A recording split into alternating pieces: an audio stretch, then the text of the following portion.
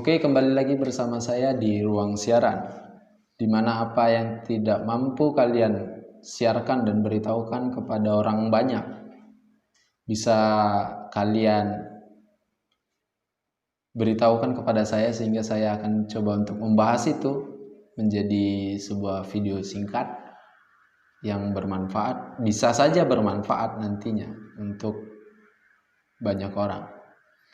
Di sini saya akan coba untuk membahas tentang solusi dari quarter life crisis yang pernah saya bahas di video sebelumnya. Yang menjadi sedikit perbincangan ya untuk orang di sekeliling saya, karena menurut mereka harus ada sebuah solusi sewaktu saya menyampaikan sebuah pembahasan terhadap materi yang saya bawa, sehingga saya pikir itu penting meskipun itu hanya sebuah pendapat dari saya. Jadi di sini ada kurang lebih ada 6 solusi yang mungkin bisa menjadi sebuah pengingat untuk kalian semua, atau kalian semua sudah pernah membacanya, sudah pernah mendengarnya, atau bahkan sudah pernah mengulanginya tapi tidak sampai kepada hal yang seharusnya. Nah, di hal pertama yang seharusnya kalian lakukan adalah kalian harus mampu untuk mengenali diri kalian sendiri. Dalam artian, kalian di dalam prosesnya bimbang, khawatir, ragu, dan lain sebagainya, maka kalian harus bisa mengenali, mengidentifikasi keraguan, kebimbangan, dan keresahan itu muncul itu dari mana, sehingga dari identifikasi itu kalian mampu untuk mengenali diri kalian, atau bahkan kalian bisa menggali lebih dalam tentang diri kalian dengan cara coba untuk mengulas kembali apa yang pernah dilakukan. Tapi ingat, bukan menjadi sebuah hal yang harus direnungi setiap saat, hanya menjadi sebuah hal yang harus dipelajari. Itu yang sering saya sampaikan, bahwa masa lalu bukan hal yang harus dilupakan, tapi menjadi hal yang harus dipelajari, sehingga kita mampu untuk mengenali diri kita. Terus langkah selanjutnya yang harus dilakukan setelah mengenali diri kita sendiri adalah coba menjadi pribadi yang tidak memendam rasa ragu, kecewa, atau keresahan, atau kekhawatiran. Coba untuk itu di-sharing, diceritakan kepada kerabatnya, diceritakan kepada pasangannya, diceritakan kepada orang tuanya, atau diceritakan kepada seniornya, sehingga itu bisa menjadi pengurangan beban terhadap keresahan, keraguan, dan kekhawatiran itu. Karena bisa saja tidak menutup kemungkinan bahwa apa yang kita ceritakan pernah dialami oleh orang sebelum kita, sehingga mereka memiliki satu jalan keluar yang bisa kita terapkan. Meskipun tidak semuanya bisa kita terapkan, sedikit banyaknya kita bisa menerapkan. Karena saran dari orang lain adalah hal yang bisa kita terima dan bisa tidak kita terima, sehingga kita harus bisa lebih mencerna itu dengan baik. Nah, setelah kita mengenali diri kita, kemudian mencoba mencurahkan, dalam artian tidak memendam perasaan kita, langkah selanjutnya adalah cobalah menjadi pribadi yang tidak membandingkan diri kita sendiri kepada orang banyak ataupun kepada teman terdekat kita. Kenapa? Karena itu yang menjadi problematika untuk kita menjadi orang yang lebih maju.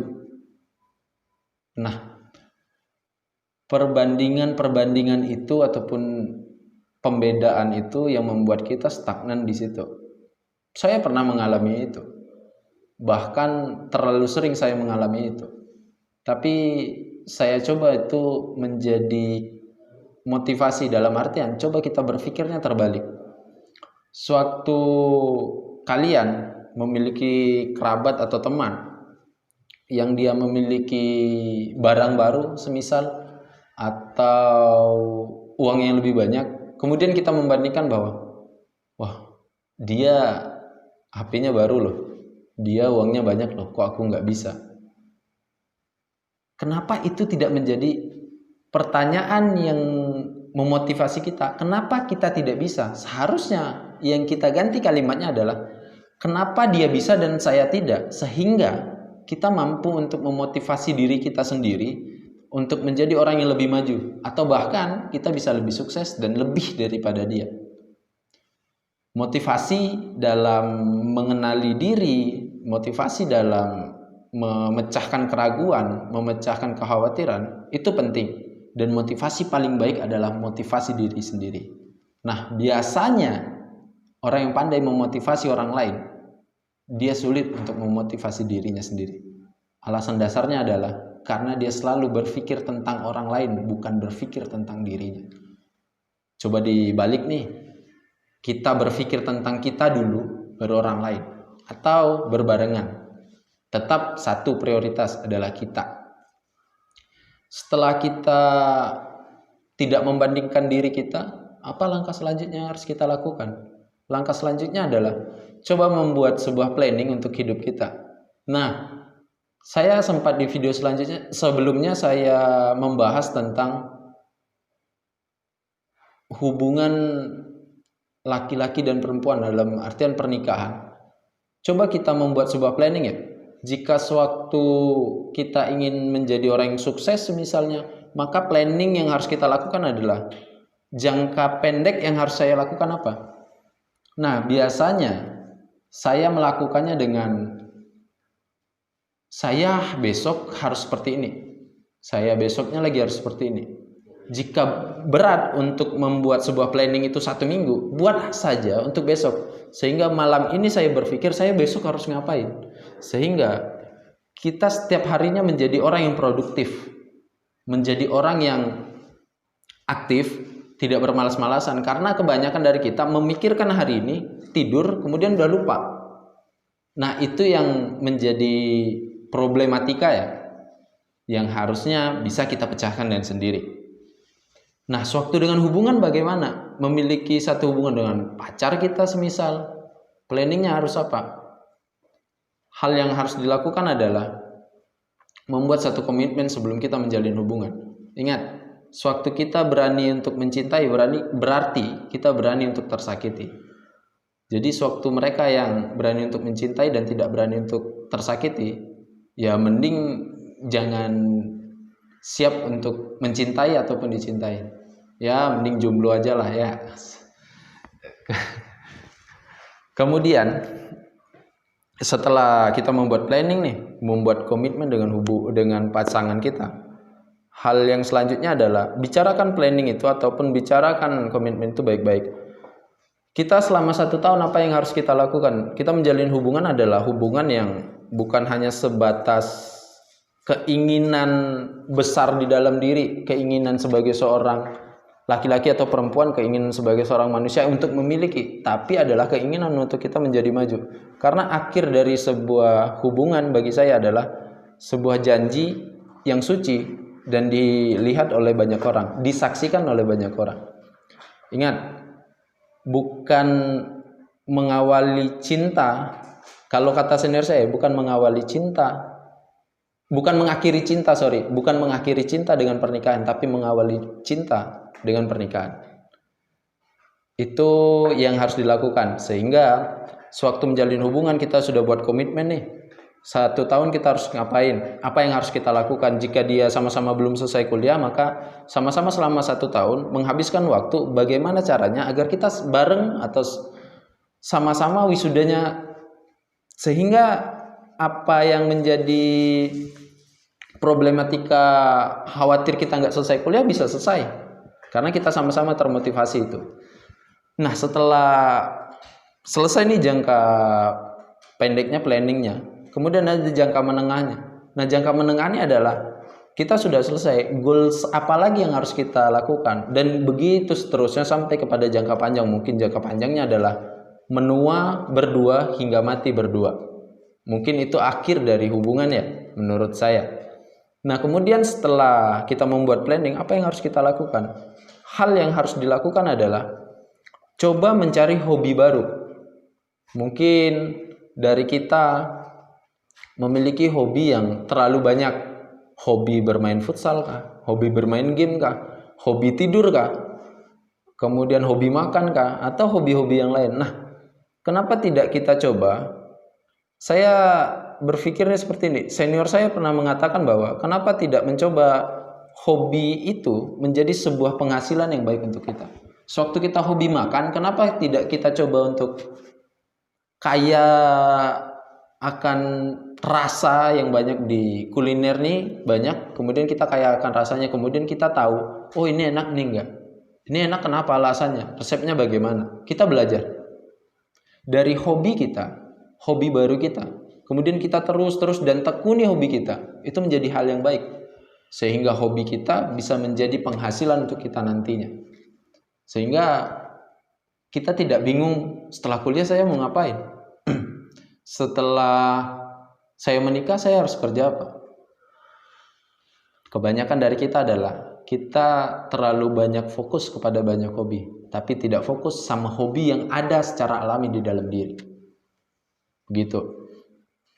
Nah, yang terakhir nih. Yang terakhir mungkin saja ini yang paling susah untuk dilakukan, yaitu adalah beraksi. Dalam artian, poin 1 dan poin 5 yang saya sampaikan itu harus dilakukan secara perlahan yang nanti akan menjadi sebuah kebiasaan. Karena dari kita hanya bisa untuk mendengar nih. Hari ini kita mendengarkan atau hari ini kita membaca, kita menganggukkan kepala kita. Kita berpikir benar nih apa yang disampaikan, tapi setelah kita tidur dan keesokan harinya kita lupa dan kita sibuk dengan tidur, kemudian ngumpul yang tidak bermanfaat, sehingga kita stagnan di situ, dan setiap harinya kita melakukan siklus itu, mendengarkan motivasi, kemudian membaca buku, tapi kita nggak bergerak. Itu yang membuat saya berpikir bahwa ini hal yang paling sulit, aplikasi atau beraksi. Nah, dari 6 poin itu saya pikir bisa kawan-kawan untuk coba terapkan secara perlahan, tidak perlu memaksa, karena sesuatunya harus dikerjakan secara ikhlas, bukan dikerjakan secara terpaksa. Jika kawan-kawan masih enggan untuk melakukannya, maka kawan-kawan harus sudah siap menerima resikonya nanti. Resikonya adalah kawan-kawan bakal stagnan pada kebimbangannya kawan-kawan, sehingga kawan-kawan tidak akan pernah maju. Saya juga mencoba untuk memulai dari apa yang saya suka. Yang paling saya suka adalah saya suka berbicara dan saya suka untuk mencari ataupun memberitahukan apa yang menurut saya penting, memberitahukan apa yang sekiranya dialami oleh orang di sekeliling saya, sehingga bermanfaat atau tidak itu saya tidak terlalu peduli ya, tapi menurut saya orang di lingkaran saya merasakan bahwa itu penting, sehingga mereka menghargai itu dan bermanfaat itunya tuh yang saya sampaikan, bukan itunya yang lain. Nah, itu dari saya, solusi dari saya, semoga bermanfaat untuk kawan-kawan, semoga bisa menjadi hal yang bisa kawan-kawan lakukan esok harinya, sehingga kawan-kawan bisa menjadi orang yang lebih dan lebih di setiap harinya. Orang yang sukses adalah orang yang bisa bangun pagi kemudian beraktivitas seperti manusia kebanyakan, bukan orang yang sibuk dengan rebahan, game, dan bergadang setiap malam tapi tidak ada penghasilan dari situ. Meskipun saya melakukan itu dan teman-teman saya melakukan itu, tapi sedikit demi sedikit kami coba untuk merubah itu semua. Sekian dari saya. Terima kasih. atas sarannya di video sebelumnya, komentar dan lain-lain. Semoga video ini bermanfaat.